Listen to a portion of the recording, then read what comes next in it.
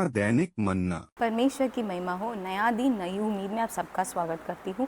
आज के ध्यान के लिए एक वचन लेकर पढ़ेंगे। सपन्या 3वां अध्याय उसका 17वां वचन।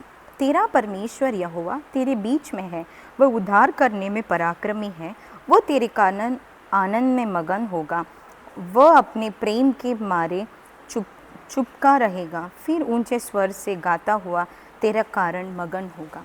तो परमेश्वर यहाँ पर इस यरूशलेम में परमेश्वर के प्रजा ने किए हुए पाप को परमेश्वर उनको बताते हैं और उसके बाद उन्हें चेतावनी देकर उन्हें कहते हैं, जब यदि तुम हमारे पापों से क्षमा पाकर हम जब उद्धार करेंगे तो परमेश्वर हमारा दंड दूर करेगा और हम इसके बाद कभी विपत्ति नहीं भोगेंगे।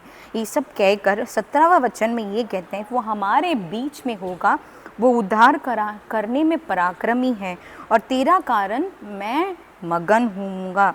तो परमेश्वर इससे क्या कहना चाहते हैं? जब हम अपने पापों से क्षमा पाकर, जब हम अपने पाप को मन फिराकर जब हम परमेश्वर की ओर जाते हैं तो हम अपने जीवन में निश्चय आनंद तो पाते हैं, पर उतना ही नहीं कि परमेश्वर भी हमारे द्वारा मगन होता है।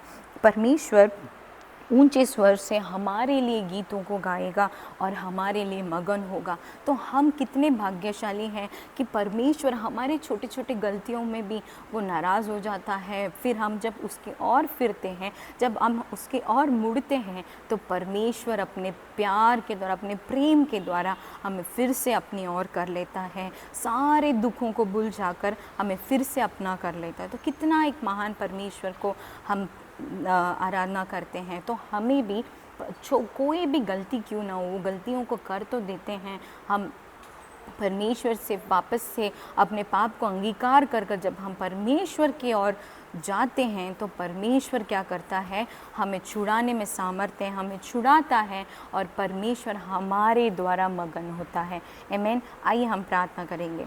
स्तुतियों परमेश्वर, इस अच्छे समय के लिए हम आपको धन्यवाद करते राजा। इस समय परमेश्वर, जैसे अपने वचनों में देखा परमेश्वर, अब हमारे कारण परमेश्वर आप मगन होंगे, ऐसे हमने देखा है परमेश्वर, क्योंकि आप पराक्रमी परमेश्वर, आप सामर्थशाली परमेश्वर है। पता परमेश्वर, हम आपके और मुड़ने के लिए, आपके प्रेम को चख कर हम जानने के लिए और आपके अंदर मगन होने के लिए पवित्र आत्मा आप सहायता अनुग्रह कीजिए, आपके नाम की महिमा कीजिए।